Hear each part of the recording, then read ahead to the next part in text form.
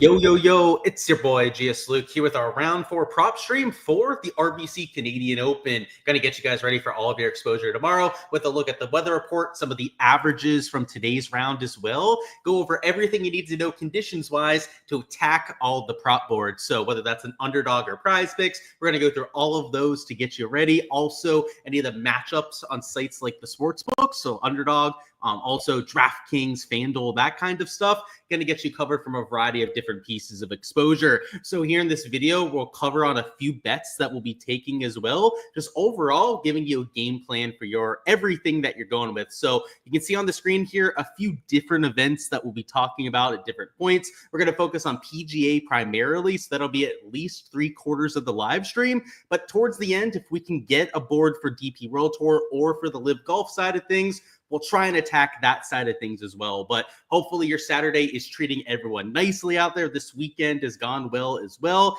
And let's get back on the horse for Sunday. Today, not quite the same day as what I had for rounds 1 and 2, but that's golf for you, and that's life. You're not expected to go out there and have a smash day every day, but Sunday could be one of those days again. So we're going to try and find as much value as humanly possible, and I'm stoked to get into all of it. We got Joseph down there always early to the live chats. Go collect as well. Jake, you said he got screwed by Sam Burns too, and I actually did as well on a prop that I took. So I feel you there. You said you're at a carnival drinking. Can't wait to catch up later. That sounds like a lot of fun first off. So I'm jealous. Go out there, enjoy, and yeah, catch up later on, man, and let's get after it for Sunday. But let's start it off, guys, with first off a look at the course conditions. Any sort of bets or any deep dives that you want, you can throw that into the chat, and we're going to get to that here in just a few minutes. But let's start with a look at the averages, weather, and then pin locations and how that's going to impact play. So for the sake of this first half here, we're going to be focusing on this first event, which is the RBC Canadian Open. So scoring average was minus 2.21. It played a lot easier today than really anyone was expecting. I thought it'd play -1, maybe -1.5, and it played to a minus 2.2 scoring average. So that was mostly because of the pin setup. It was a pretty drastic difference from day to day, but also the course firming up is actually helping players with them getting a lot more rollout off the tee, and the greens are still soft enough at this point where players were sticking it close with their long irons. So that's why you saw a lot of birdies being made. Birdie average went up to about 4.3 per round.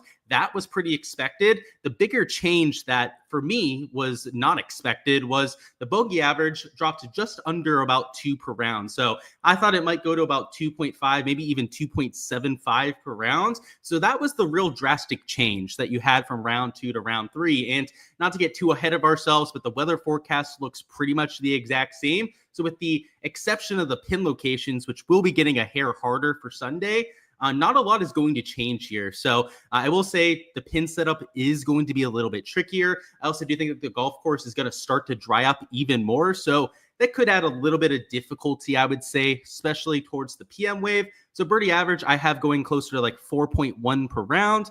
So just going down a little bit, not anything too drastic though. Bogey average probably goes up as well. Now, the real question is how much that bogey average is going to rise. I would say it's going to go up at least 1/4, so at least to like 2.25 per round, with the ability to maybe even go up to about 2.5 per round. And the byproduct of those sort of changes would be like a -1, maybe like a -1.5 scoring average, I think is pretty realistic, which should give us a pretty good idea of how to attack this kind of slate. And you can see the fairway average and the green average is down below as well, right? Maybe they marginally go down from day to day, but something in that 9 to maybe 9.4 range is what you're going to get for the fairways. And then your green regulation average, maybe that one does drop to like 13 or maybe 13.2 per round, something in that sort of range.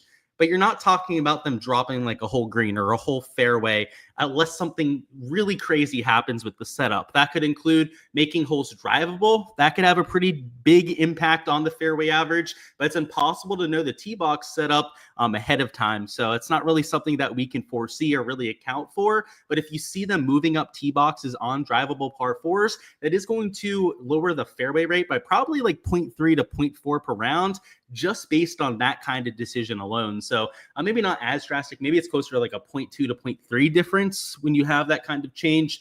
But yeah, tomorrow, if we wake up, you see that on the shot tracker, you see 6 or 12 is moved up. Those are the potentially drivable par fours. They could also do 15. They could move that up a couple tees and make that drivable over the corner. Any of those sort of things happen, then you got to drop this down to a 9 and maybe even just below 9 fairways per round. And the weather, to get to that aspect, just like I mentioned before, it does look almost identical to what we had today. So this is the HRRR forecast at TPC Toronto, 9 to 14 miles an hour of sustained winds, closer to 12 miles an hour for most of the day. And then your wind gusts are close to about 15 to 16 miles an hour. So I would say it's pretty much a cookie cutter copy of exactly what we had for round number 3. So nothing's going to change that much from that front. But these pin locations, which, by the way, if you're taking a look at what they have on the PGA Tour webpage, that is not the correct set of pins. So I'm going to zoom this in a little bit so that you guys can see this tracker to the right, which does have the correct pins. Don't use that one. It is labeled as round 1. I checked it. It's the exact same pins as what they had for Thursday. I can promise you they're not going to use the exact same pins as what they had for round number 1. So if you go onto a site like Draftkings, FanDuel that has the shot tracker on it, we can get the accurate pin locations. And you'll see in a lot of cases, they look like they should for a round number 4. You've got Burns T5, but you're looking for any value. Yeah, we'll take a look at finishing position stuff a little bit later on, Jake. Just remind me when we're going through the matchups and whatnot. It'll be an easy segue to get through those. You said you think the pin locations they posted on Twitter are wrong. You're 100% correct. The ones we're about to go through, though, are going to be correct. Alex says Clark can stick on the TGL league. I like the little jab you gave him there. He said you just took Mateo under 69.5 and you over 67.5. Didn't know Sleeper had lines up yet, so good call on that. At least as of like half an hour ago, they didn't have anything posted. I would say the Kevin Yu at 67.5, man, feels like a really good line. And I'm not against the Mateo under. His ball striking stats have been there. He is a little bit of a choker, so that's the one asterisk I do want to put on that play. But yeah, man, like those over-unders where you can find discrepancies compared to the books, like at least to my knowledge, Mateo's at 69 on Prize Picks. Kevin Hughes at 68 strokes. You find that sort of thing and you play it long-term for like a 3X or just over a 3X payout. Those are going to be plus EV slips for the most part. So I'm not against that. And yeah, I mean, you've probably noticed, I think you might even be on the Patreon page, or maybe you just noticed from the live streams. That's what I do on Sleeper. I try to anti-correlate it, but find value half a stroke to a stroke value in either direction. And if I can find traditional analysis on top of that, so maybe shots gained metrics that back up either play, then it really becomes a play that I go out there and take. Let's go through these pin locations. So it is going to be on this left side. This is the actual pin for round 4. All you have to do to find this, by the way, is click on groups on the shot tracker, then click on a group, and then change it to round number 4. So it's going to be on the middle left, which I would say is probably the easiest pin that you get at this hole. It's not in the back or anything. It's towards the middle left, which does give you a lot of room to chip to. And it is easy to go 4 and 2 if you're going to trying to make an eagle there. So I think the scoring average here at 1 will probably be the best as what it was the entire week. In fact, I thought today's pin might have been easier, but that front right proved to be a little bit trickier than I really imagined. Hole 2 is on this right side. It is close to a false front, so this is a very difficult pin, I'd say it too. You can't really tell from this overhead view, but if I change this to hole 2, I can show you what I'm talking about. If I don't click the ad here, it would make things easier. But towards this front right corner, you can see this sloping right here. That is going to make it a lot trickier than it looks like on paper. So it's not a hard hole. It's only like 450 yards, but the pin location is maybe a little bit harder than today. Let's go to the next hole. So hole 3 is in the middle right side of the screen. I don't think it's like drastically difficult or anything, but if we go to the shot tracker on here, sorry, we're on the wrong hole. We're already on hole 3 there. You can see it's about where my cursor is right now. So it's on the high spot on this right side. It is tucked near this bunker. So I would say scoring average, probably like a 1/10 of a stroke harder going from this back left to this middle right, just because of it bringing that bunker into play a little bit more than the putting to this sort of a pin location is going to be the hardest, because if you hit it past, it's going to run by this way. If you're putting from this side and then you putt past it, you're going to be putting down that slope. It could be a nightmare for people with speed issues. Next up, we have 4, which is in the middle left of this green. So it's a short par 3. So you're still going to see plenty of birdies at this hole. But this pin location just being just over these bunkers is going to make it a little harder than what you had today. So it was a longer shot, but it wasn't nearly as protected as what you have in round number 4. Next up, we have hole 5. So hole 5 is on the right side of the screen. So it's about where my cursor is now. So you have this slope to the right, which could really help you out. But if you miss to the right, it is going to be an exceptionally difficult up and down. So I would say a hair more difficult than today, but you are going to see birdies there just because of that sloping helping people get it close. But it's going to work against a lot of players as well. So it's kind of a double-edged sword at hole number 5. In fact, it'll probably hurt more people than it ends up helping. Next up, we have 6, which is in the back left as well. So this is a shorter par 4. This is one of the few that they could move up. Ideally, they probably would have done so on moving day. So it would surprise me a little bit if they did it for tomorrow, any of those holes, but it's possible. We've seen PGA Tour events do that in the past, like Players Championship, infamous removing up that tee at, I think it's 12 or 13 on the back 9, a lot of times on a Sunday. What the heck was that? I need a sip of water. Jeez Louise. Voice crack and a half right there, huh? Like I was saying, though, on Sunday, though, at the Players Championship, they ended up doing that and moving up the tee box, which some golf purists like myself don't like seeing that when it's supposed to be the toughest type of golf, or at least the 5th major, some people would say. Then they're moving up tee boxes on Sunday. They did it at the Players Championship as well. PGA Championship when Colin Morikawa won at, what was the golf course? Just outside of San Fran. I'll think of the name at some point, but he hit that 3-iron shot to like 4 feet. That was when they moved up a tee box there as well. So like they're not against doing it even at major championships. So maybe they do it at 6 or 12 or 15, but we'll have to see. We won't know ahead of time. Next up, we have hole 7, which is in the back left corner of this green complex. So I would say a longer shot in, but believe it or not, with the sloping that you have behind it, you're going to see a higher birdie average back here. Probably more bogeys too, because the longer shot is going to create a little bit more left to right dispersion, but that sloping is going to help guys hit it close. Next up, we have hole 8, which is in the middle left of that green. So it's a shorter par 4 going to be scoreable.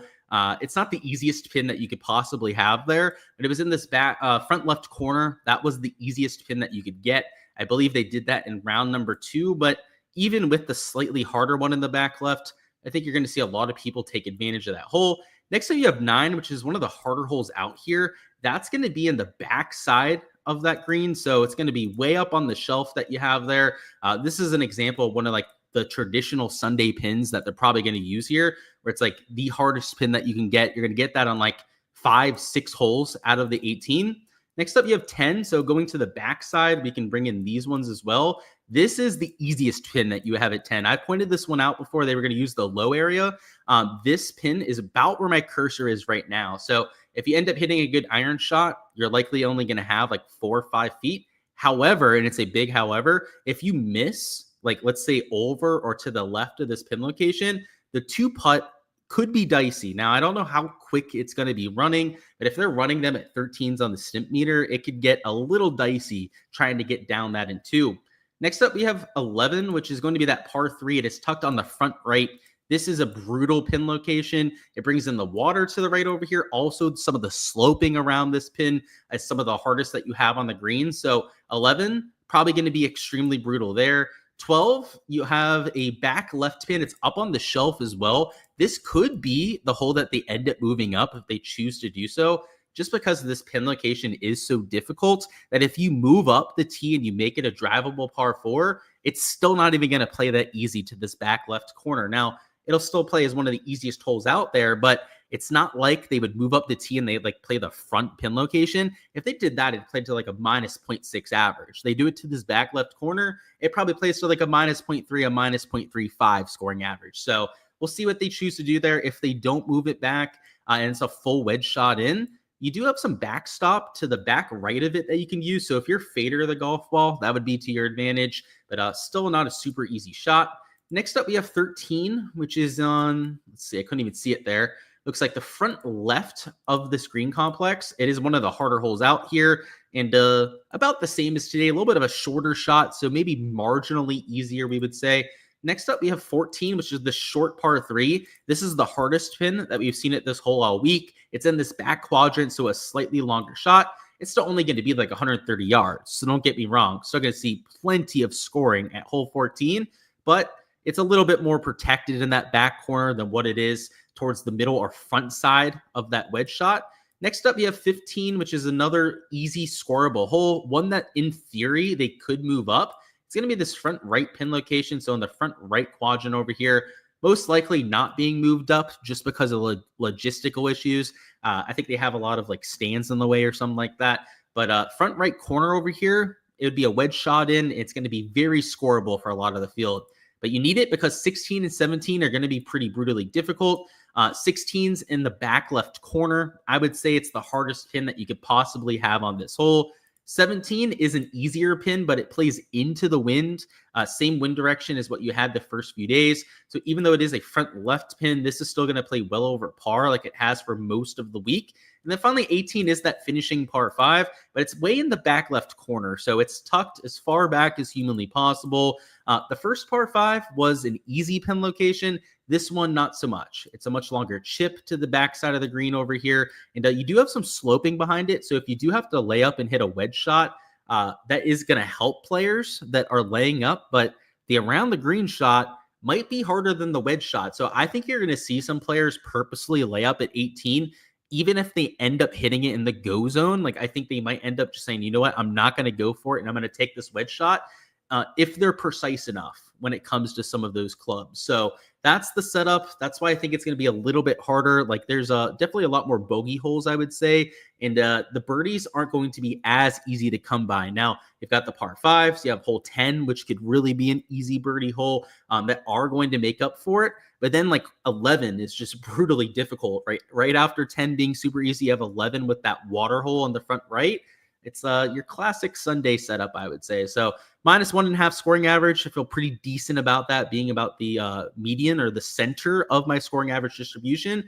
Maybe like a quarter of a stroke either way. Like maybe it gets to 1.75 under. Maybe it goes to 1.25 under for that scoring average. But that's what I've got heading into Sunday. So those are the conditions, right? That's the spiel that we have to do at the beginning to make sure that everyone's on the same page before we go through these props. So I do have a 3-man slip that I've already entered myself that we're about to go through here together. So let me refresh this, make sure that all 3 of these are still available at the same number. And then, which it looks like one of them wasn't. So we'll get to that in a second. And then also we have a board posted here on Prize Picks too, which I haven't been able to fully deep dive yet. But yeah, luckily does look like those props are available. So we'll go through that in one moment. So Mateo, definitely a little more risky for sure. I still think it's an okay play though, just with him leading in his ball striking stats. Yeah, -1's not asking too much. You know, if he was at 68.5, I would give you a pushback on that. But I think you're exactly right with what you're saying there. Kim says, you feel like Burns is due for his nuke round. I sure hope he gets there. It'd be great for my large field GPP lineups, but we'll see. I think even a prop, we could bet on that. Like if he had a 4.5 birdie line, I'd nuke that in a second if we didn't have a multiplier. What's going on, Antonio? Welcome on in. Thoughts on Paul Peterson? Frankly, not somebody I've given that much thought to. I was going through the shots gained metrics, and they didn't really strike me that well going through them when I was seeing Paul Peterson's name.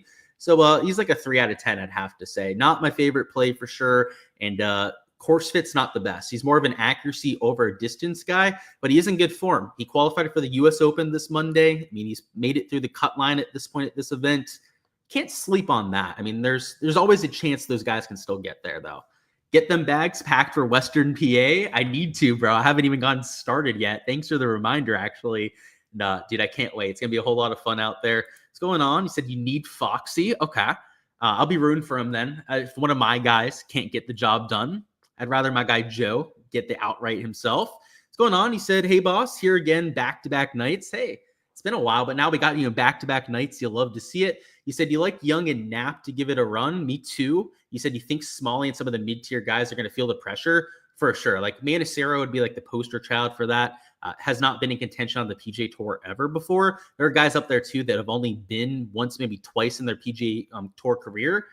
Those guys I'd be worried about. Not so much, like you said, Cam Young, Knapp that have been there before. Completely agree with you. And yeah, we're about to talk about Cam Young here in a second. So we'll be backing that up with some plays.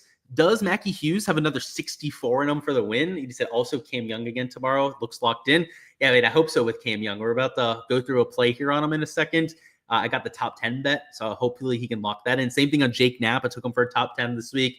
Mackie Hughes, though, to get to your actual question there, I think he could. I mean, the ball striking's been there for 2 of the 3 rounds. 1 round, it was a little putting dependent, but that's okay. That's Mackie Hughes. He is a really streaky putter. What he hasn't done yet, though, is put the putting together with a nuclear approach round. So if that happens, I mean, it could be even better than a 64. I mean, that could be like the round of the day.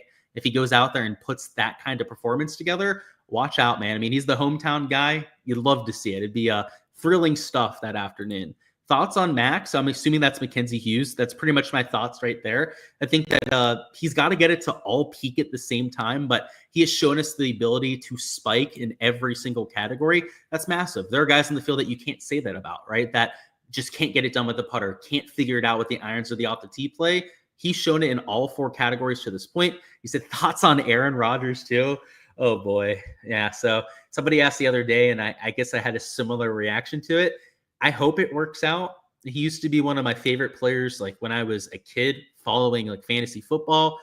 He was always on my teams. He was carrying me to the playoffs. So that's why I had an affinity for the guy. However, now he's like some old washed up guy that is nowhere near what he was before. So I don't know. He's going to be the quarterback this year. Probably that's it. And then moves out of town. I don't know. We win 10, 11 games, maybe a playoff game or 2. Not going to win the Super Bowl, though, with Aaron Rodgers at this point. So I don't know. Winning record secured. You know what? You know who's the happiest guy alive is Mike Tomlin, because you know what? We're not going to lose 10 games with him as the quarterback. That's pretty much a shoo-in at this point. I was kind of worried about it with Rudolph, but not so much with him. He said, love my streams. Really appreciate what I do. Appreciate you, man. Thoughts on Putnam? He lost strokes putting today. Just assume what you're meaning there. He said, seems like a good candidate to bounce back. I think so, man. I mean, I'm using him in my fantasy lineups. I don't think his stat profile is overly good, but like you said, I mean, bounce back, especially on a guy that kind of just spun his wheels today. He was in the final group. So days 1 and 2, there was no one better in the field. In Putnam, he was really hitting his irons well those first 2 rounds as well. You could definitely see a bounce back there. Cam Young over Aubert. So I'm guessing that's a matchup that you're looking at. That feels way too close. Like whoever is getting the 0.5 in that matchup is what I would take, actually, Kim. You said as a Bears fan, you hate A-Rod. Yeah, I mean, you've been victimized by him for a while. So like, I don't want to completely undersell the guy. If he actually cares and he gets back to what he used to be, the sky's the limit. I mean, who knows? But I'm not counting on that. I've seen too much shitty play from him to like really think that's possible. So let's talk about these 3 plays. So these are the first 3 that I got to. We're going to see if we have more value coming on Prize Picks as they're posting more categories. But these are just incorporating your regular 2 categories. So that's strokes, that's birdies are better, but you almost get every single slate, regardless of the site that you're looking at. First one I like is the Shane Lowry under on strokes, who to this point has been really good with the ball striking stats. So just to go through those exact numbers, this is for the entire event. He's gained just under 5 strokes ball striking. So that's top 15 in the field. He's actually lost strokes around the green, and he's been okay with the putter this week. He's been a lot worse with the putter, one of the worst putters in the field for a lot of events over the last few months. And now he's seemingly kind of finding it. And this is a golf course, a kind of surface that has historically been pretty good for his game. He gains about a half a stroke per round on the surface. And that's exactly where he has been for the first 3 days, right? He's gained 1.6 strokes, just over a half a stroke gains per round on this bent POA surface. If he can continue that, hit the ball like he has, that's a stroke and a half gain to the field right there, closer to 2 strokes. If we're just taking the actual averages from rounds 1 through 3. And if I think the scoring average is -1.5, then that puts them at like a -2.5 average there. So that's easily past this sort of number. That's being pretty conservative about it. Then you look at the shots gained metrics, right? He's been all ball striking, hasn't really been carrying himself with the short game categories. On the sports books, by the way, if you looked at the Draftkings odds, he's -130 for the under. That's why I like myself some Shane Lowry. Golly, I need a sip of water. My mouth is getting dry and it's killing me right now. Well, that's why I like Sugar Shane. He's got a bounce back candidate in him, I would say. I got the kind of stat profile that you would like for that sort of thing. So I'll take him at 67.5. Next up, we got the Cam Young prop that I promised you we'd talk about. He's a 0.88x for the under, so a little bit of a multiplier in that direction. But Cam Young, really good ball striking stats as well, especially just for round number 3. So the first few days, he's a little bit putting dependent, but he was about average with the ball striking. Today, though, he flipped it on its head. He gained 2 strokes off the tee, was absolutely crushing it, hit almost every single fairway, and then he gained over a stroke with his approach play as well. So he was hitting a lot of those wedge shots close, and heading into this week, he was one of my favorite plays. Been him for the top 10 for a reason. A lot of people have asked about him, obviously trending very well heading into the final round. So at 68.5, he's at 69 on Prize Picks, by the way. He's like minus 145 for the under on Draftkings. I get why you have this kind of multiplier on it, but even if you took Shane Lowry, Cam Young, and then this under on Victor Perez that we're about to go through together on Prize Picks, and that is with Cam Young at 68 strokes, you'd only get a 5.5x payout. So even though it has this multiplier on it, on Underdog, because the payouts are just juiced a little bit better, it's still 5.54x. So believe it or not, a little bit higher than what you would get on the Prize Pick side, despite having a prop that's at a much more favorable number. So that's why I like Cam Young on that side, has the juice in the favor, and just frankly, a player that I think is going to finish this week strong. And then the last one here would be a Victor Perez under on birdies or better. So he's at 4.5, no multiplier on the Underdog side. On sportsbooks, he is minus 135 for the under, so slight value if you're looking at the sportsbook odds. But frankly, that's not really why I like this spot. Victor Perez, if you take a look at the stats for this year, so let's go to birdie or better percentage. I believe he's like number 123 on tour or something like that, but let's get the exact number.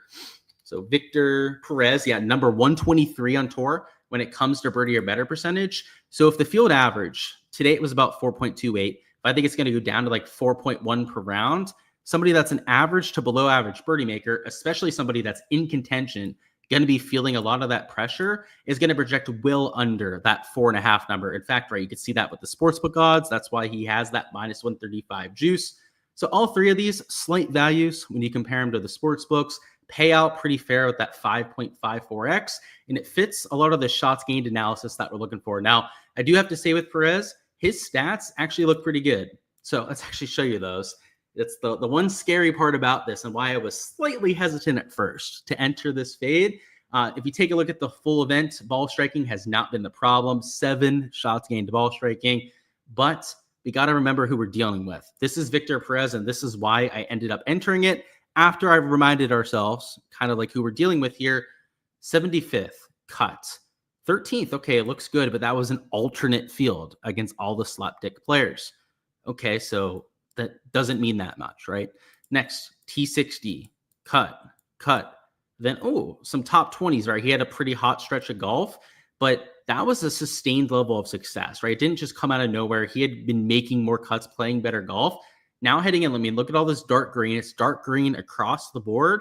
I don't know if we can really count on him to just sustain this for 4 rounds at a time. So I hate to bet against the guy because I've been singing his praises for a long time on the channel. He's been a play, especially at low ownership when he was a rookie on tour in the 6K range, more times than I can count when it comes to the DFS content. But at 4.5, I just think it's a much too steep a projection. I mean, you have some legit guys at 4.5, like Jake Knapp, Ryan Fox, like legit tour players like Kevin Yu, even that's at 4.5 birdies, that I kind of get why they're a little bit over the expected field average. But Victor Perez, just to go back to the stats from this year, this is for 2025, by the way. This is birdie or better percentage. So exact category that we're trying to handicap here, number 123, well below the PGA Tour average. So it's just a tough scene. That's why I'm betting against my guy there. And that was the first slip and the only slip that I've taken to this point. But because we're here on the live stream, we've still got quite a bit of time that we can go through here. We got a bogey or worse board that I didn't see on there before. Also some fairway props that we can deep dive. And we're going to try and find another slip to enter over here on the Prize Pick side. But even if we can't find enough value to do so, we are going to at least give you an idea of how to attack these boards, right? The averages, kind of like where the pricing is, what I'm thinking in terms of an overall lean, so that you can try and find some value yourself if you're going to go through the board. But as per usual, guys, on top of these free slips that we go through here is going to be plenty of exposure that I'm also playing outside of this, right? This is just an hour, half an hour that we have together. For all the extra stuff that I'm entering, make sure to check out my Patreon page. There's a link down below to that in the description of this video or this live stream. If you're here with us live right now, you can join on there for just $15 a month on the prop tier, and then I'll give you access to every single slip that I'm entering. On top of that, stat averages for all these given events, weather as well for all of them. And that's also this live stuff, also the DP World Tour stuff that I post, and also even weather reports for all of those different events. So whether you're betting strokes lines, betting matchups for all these different sort of golf tournaments, having the prop tier and having access to that on my Patreon page pays dividends for a variety of different reasons. Not only do you get all that stuff for research, you get every single piece of exposure as I'm getting to it, which has a ton of value on its own. This week, we're up 12 units cumulatively, so pretty solid week through 3 rounds, and that's despite today being pretty sucky overall. One of the worst days I've had for a while, actually, when it comes to props, but still, rounds 1 and 2 were that good that we're still up well over 10 units into the profit. You can get all that. And the other aspect, which is probably even more valuable than both of those combined, is why I'm on all these plays, the handicapping process, exactly why I project people where they are so that you can incorporate that, make your own models, make your own decisions, and try and find your own plays on the board as well, using a lot of those same kind of strategies. So check out the Patreon page if you guys haven't already. That's all you have to hear from that for the rest of the live stream, now that we got that out of the way. But looking at this bogey board, there's somebody that really stands out there that I think we might have to fade. But let's catch up on chat before we do so. Permanis fan? I'm okay with Permanis. I've had a whole lot of it, Joseph. I don't know if I'd say I'm a fan, though, just because, I mean, I get mozzarella sticks there when I go, and then I get the steak sandwich that they have. I take the cheese off it because I'm not a big cheese guy, at least on sandwiches, yet I still eat mozzarella sticks. Weird. It's weird. I mean, we don't have to talk through the specifics there, but I'm okay with it. It's like, I've had it a lot, let's put it that way, especially because I lived in Oakland when I was going to University of Pittsburgh. It was frequented quite a bit. Appreciate your info, of course. You said, jammed ass leaderboard, tomorrow's going to be a barn burner. Yeah, I mean, I think it's like 24 guys in the top 25 that are within 4 strokes. Maybe it's even like 28. And it's some absurd number that's within 4 strokes. Going to be a lot of fun. You can do live betting. I think even betting props, just seeing how it all plays out tomorrow DFS wise, like in fantasy for Showdown, going to be a whole lot of fun as well. So cheers to that. And yeah, welcome on in, man. Let's talk through this bogey or worse board. So first thing I was seeing here is this Manicero guy kind of sticking me in the face, right? If he's going to have some Sunday jitters, and that might even be an understatement with Manicero. By the way, I just want to look at his bogey avoidance first of all. Actually have no idea where he's going to rate out here, but I'm assuming not that great because he hasn't played well this year, but let's see where he rates out. Believe it or not, maybe it's a good thing we check this out. Number 13 on tour when it comes to bogey avoidance. Now, part of this could be the fact that he's playing in weaker field events, easier golf courses because he's not in the signature fields. That has a lot to do with why some of the guys are showing up towards the top end of that list. But I was expecting him to be a whole lot lower than that sort of number. So maybe he's not the best value there. What I want to see, though, is whether they have some of these guys on the sports books at 2.5 bogeys. You know, whether it's the guys they actually have on Prize Picks or just other players in general. I kind of want to get a sense for like where they're pricing this board. So like Mackie Hughes, way juiced towards the under. Same thing with Matt McCarty. There's Kevin Yu, and then really the only one that's actually close to even money would be Matteo Manicero.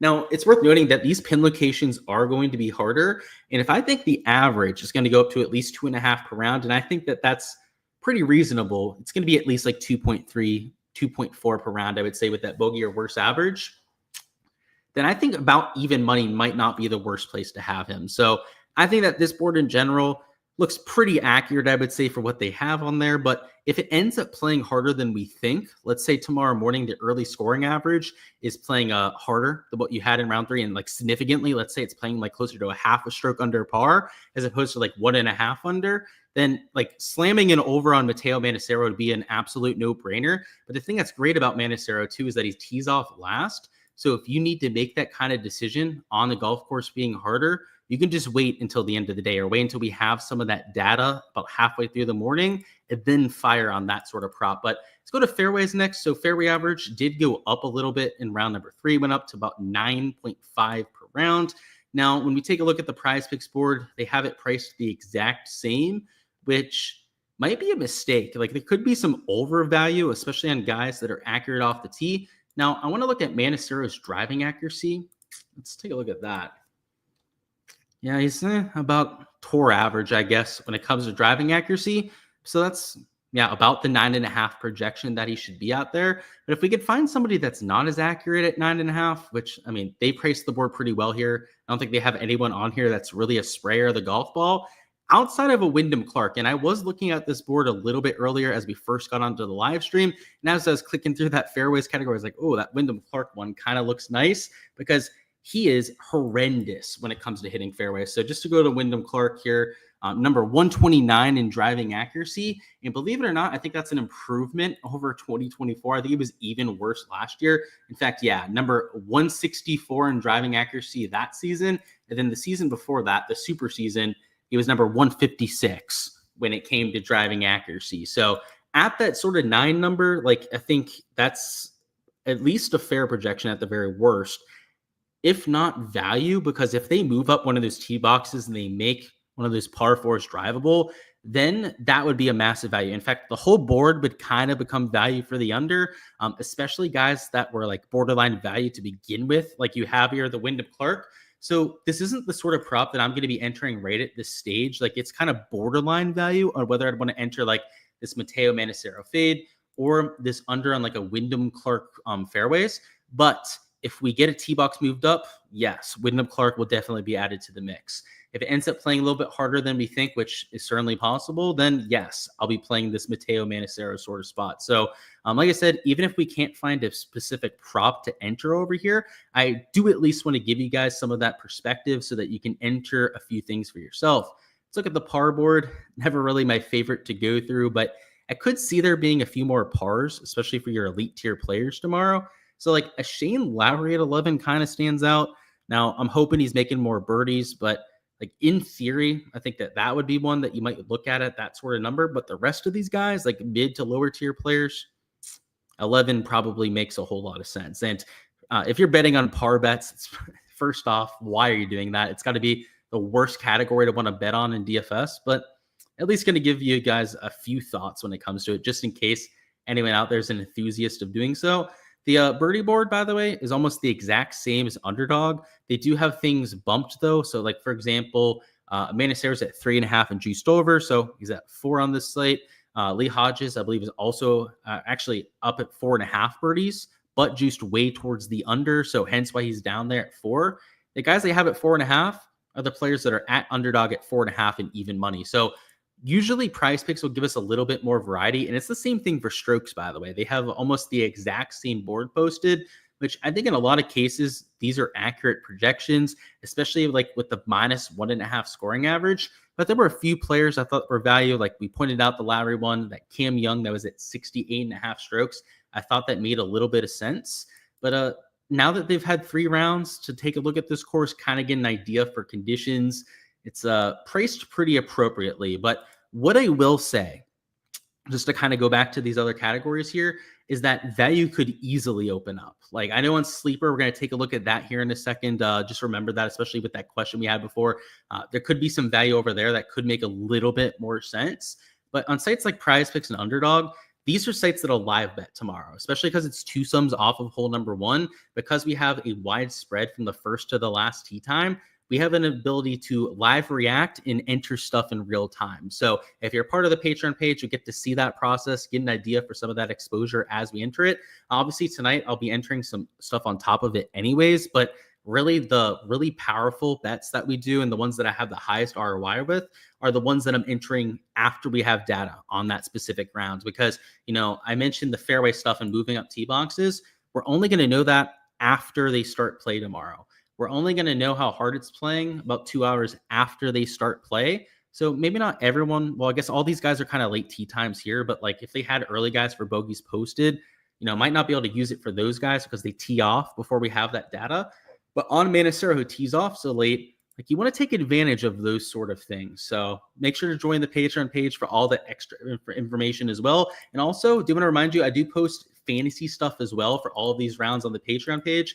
That includes for $15 a month on the fantasy tier, every spreadsheet that you see throughout my content. That includes the main slate stuff for every golf tournament that has my entire betting card on it. We had Shane Lowry, Sam Burns as our outright bets, also Cam Young top 10. So definitely guys that are in the hunt so far. We'll see if any of them can close it down tomorrow. You get the main slate sheet, but also round 2 through 4 showdown. So this is the round 4 showdown sheet that you see right here. It's got projected ownership, my entire player pool for tomorrow.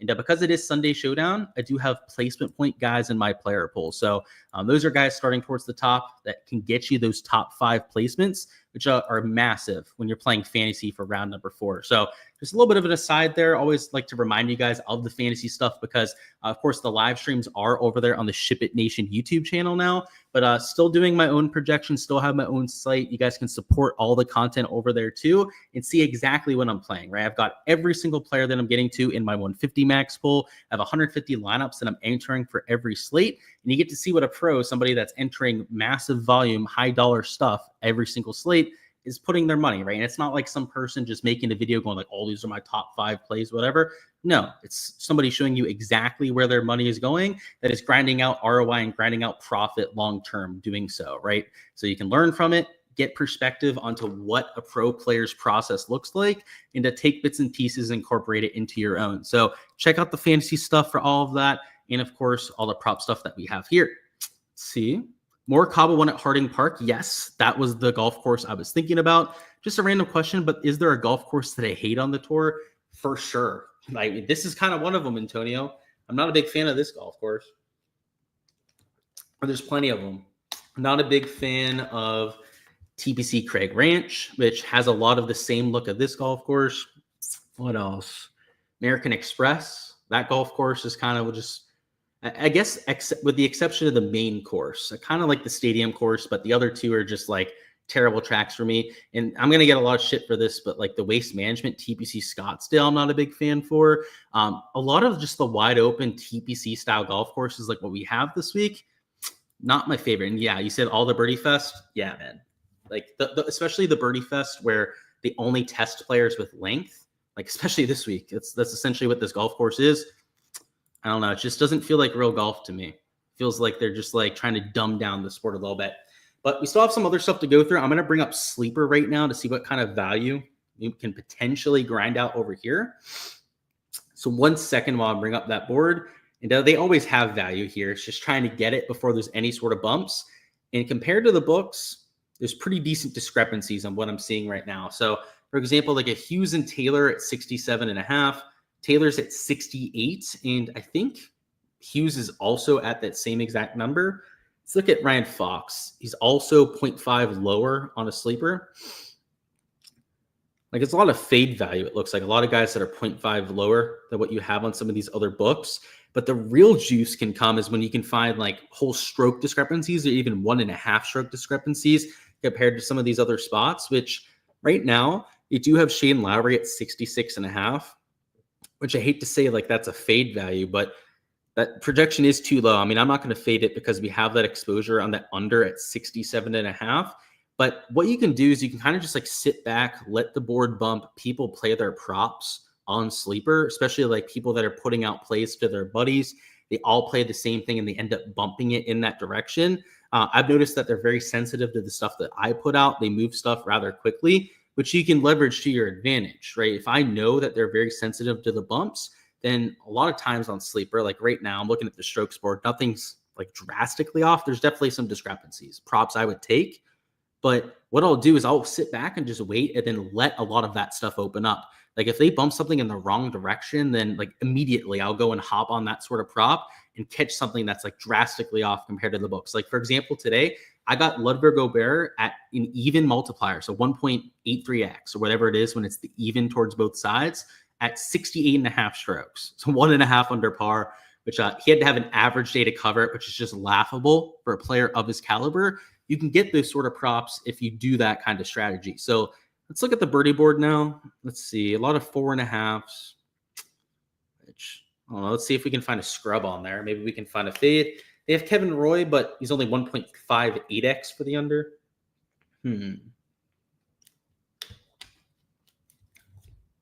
So yeah, they normally copy the sportsbook odds when it comes to the birdie or better stuff.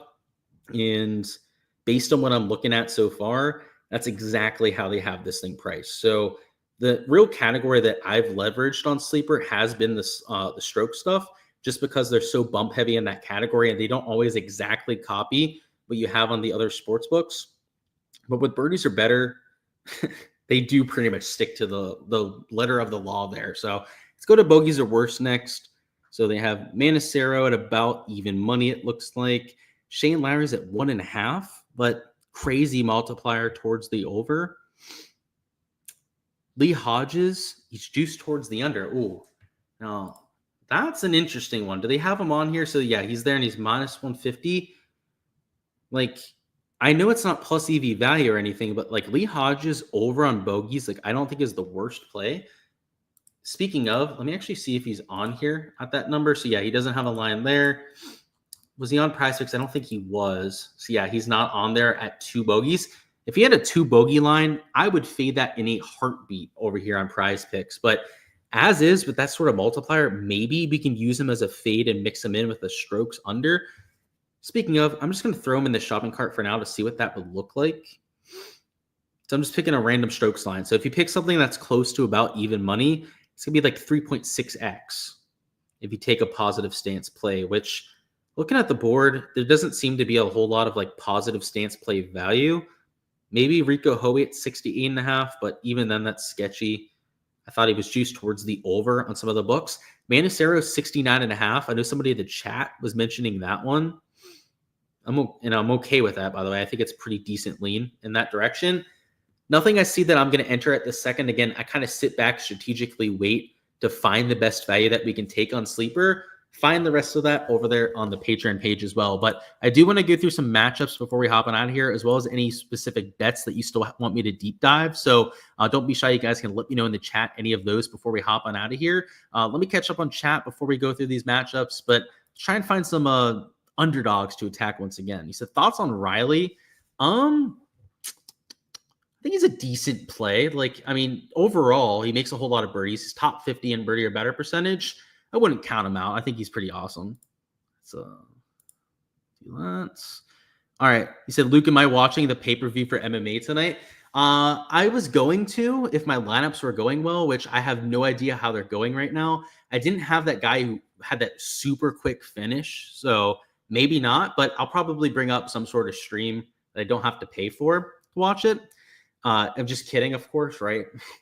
Never would actually do that, but yeah, I'll watch it for sure.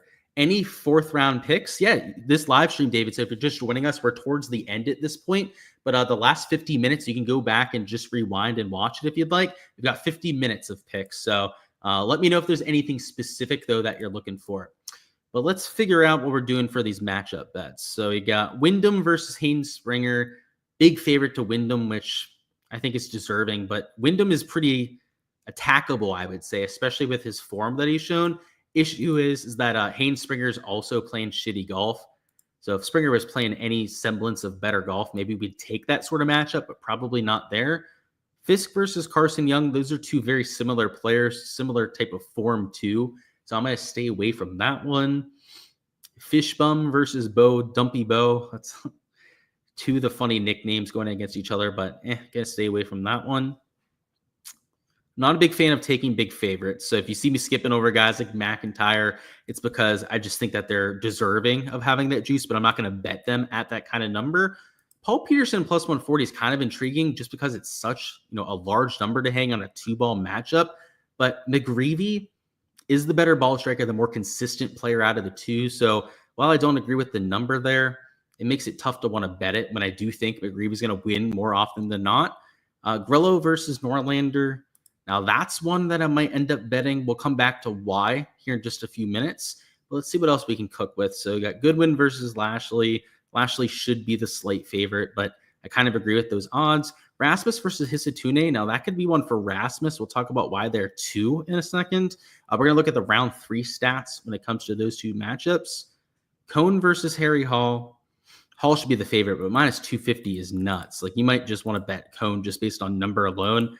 That's pretty disrespectful. Waring being plus 200 is also kind of disrespectful to him.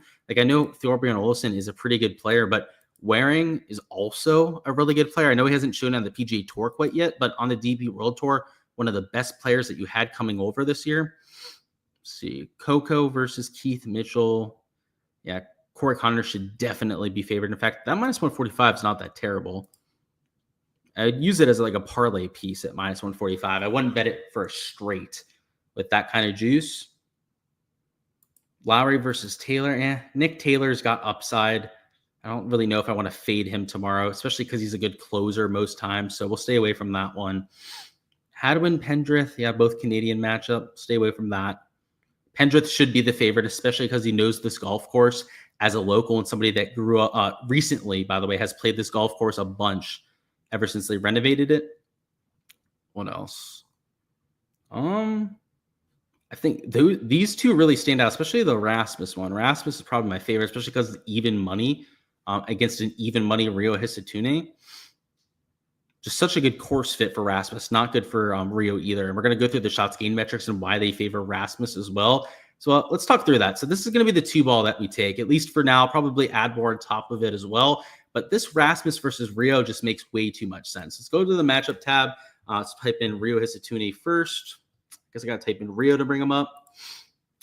Oh, can we get that to load? And then Rasmus Højgaard. There we go. Then we're going to go to round number 3. So today, Rasmus gained 0.5 strokes off the tee, so that was more than Rio. Then he also gained 2 strokes on approach. Now, the short game is where it flipped on its head. He had him losing strokes around the green, and then he lost a whopping 4 strokes with the putter. He's ball striking this place to death. Rio just kind of been spinning his wheels the entire week, and Rio's been in great form. So, like, if we look at his stat profile, he's the better form player between these two, but it's been at golf courses that fit his game, like the Charles Schwab Challenge, a shorter, more positional golf course. He played well at the RBC Heritage, another one of those tracks. Valero, another track where it's short, more positional off the tee.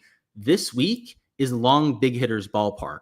Hence why Rasmus Højgaard is capable of gaining a bunch of strokes with the ball striking stats, why he did out there today. And if he has any sort of putting regression, right, doesn't lose 5 strokes between the short game categories, then he's going to go out there and boat race Rio. Now, if he loses 4 strokes putting again, it could make it a little bit of a tough scene, but that is not going to happen very much on the PGA Tour. So at that minus 115, I would play it. But on a Hard Rock Bet, sometimes we get slightly better numbers on these players.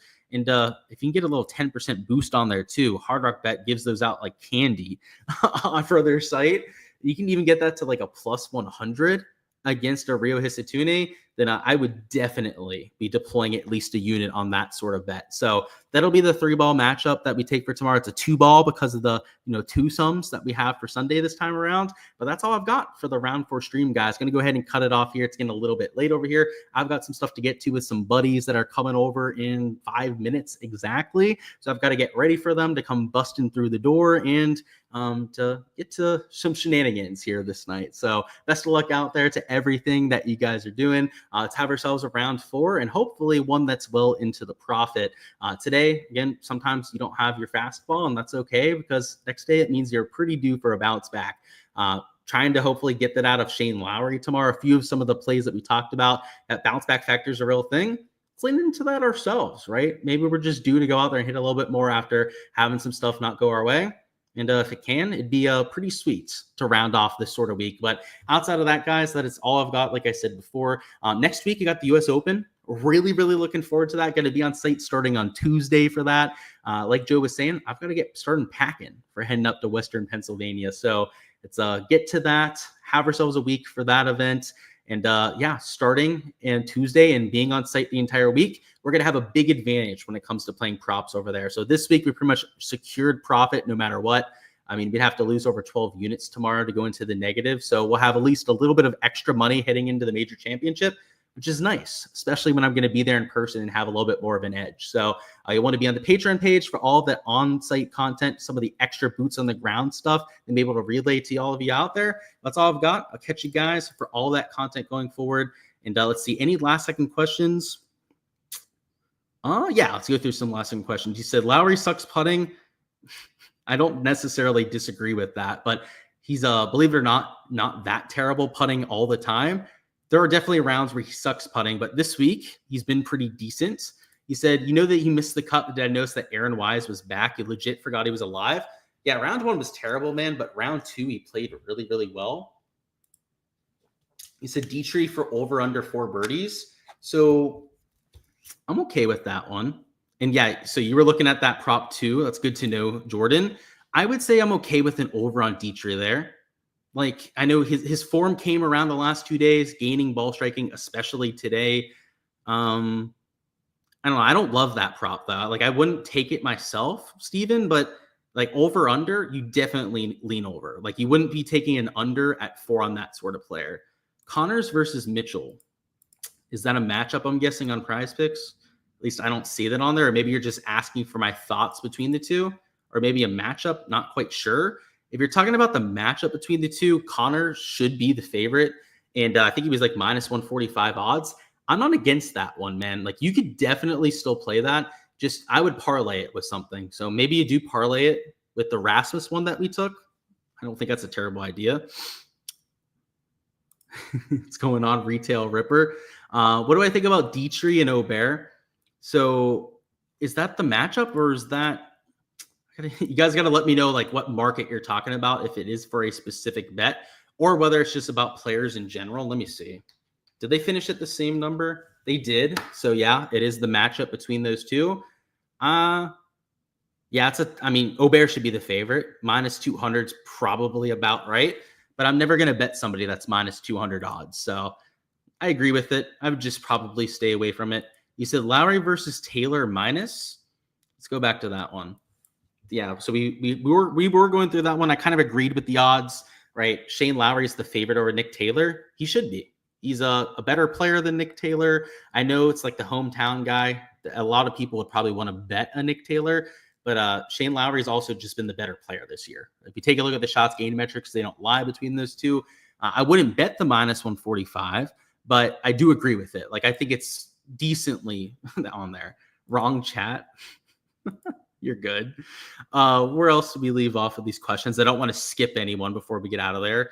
You said Højgaard versus Hisatune. You like Rasmus? For sure. If you disagree with it, bro, then, I mean, you can take the other side. But I've just given my 2 cents on it, right? Great flyweight fight right now. You said you're a big Josh Van fan. Me too. I played him in some lineups, so hope that he goes out there and puts up a pretty decent score. I think I played both sides of that fight, though, especially because both were projecting through the roof. You said Hughes versus McCarty is minus 145. I'm assuming you're saying that Hughes is minus 145, right? So, yeah. I mean, I agree with that one, too. And I actually would be a little bit more willing to bet that one just because his ball striking today was excellent on Hughes and has been for 2 of the 3 rounds. McCarty, too. He's more of an unproven prospect. Also, this isn't the best course fit for him. He's gained a bunch of strokes putting this week, which can be a little bit unsustainable. Yeah, I mean, I'm okay with that one. It's just like the other minus 145 on Connors, right? That was the other one I thought we might want to take. I guess you could parlay those two together, but that's probably the best way to go about it. Next stream, by the way, and yeah, I got you on those matchups, by the way. Next stream will be on Wednesday. That'll be the next time we go live. I'm going to have content on the channel, though, video-wise, starting on Monday. So none tomorrow, but starting on Monday. And of course, man, winning score prediction. Ooh. So starting at minus 14, a whole bunch of guys at like minus 12 and 11. Minus 18 is what I think probably wins. Somebody at minus 14 nukes. I guess minus 20 is in range, but I'd have to think that you probably get at least a minus 4 from one of those guys up top, and then maybe somebody from behind can shoot a minus 7, a minus 6, that kind of thing. So yeah, I'd say minus 18 is the sweet spot, that kind of thing. And of course, David, I got you on the questions. You said farthest down the board that could win, the minus 10s is as far as I would probably go. I wouldn't go like past there just because there's so many guys towards the top. And like I was saying, somebody's going to go off tomorrow. Like, you're not going to have all those guys suck. So yeah, the minus 10s is as far as I would go. Amen to that. Enjoy, everyone. He said, stoked to hear we're at Oakmont. Yeah, it's going to be a whole lot of fun. And he said, do I still want to do a live stream collab slip for the people? Yeah, I mean, what are you looking at, Alex? let me know what you're entering right now, and we can try and cook something up. If not, we can do it on Twitter X. That might be the better way to go about it, but I guess we've got a second here if you're here in the live stream right now. So still live stream next week? Yeah, for sure, Doug. I'm going to have all my stuff on the go. I can do everything on the go that I do over here. So the projections, I can actually export my model. I can export my, program and use it on my Mac. So it is possible to do it there. And you said you agree on the minus 18. I'm kind of curious what Data Golf has to say on it. So I guess I don't have Data Golf open. So give me 1 second.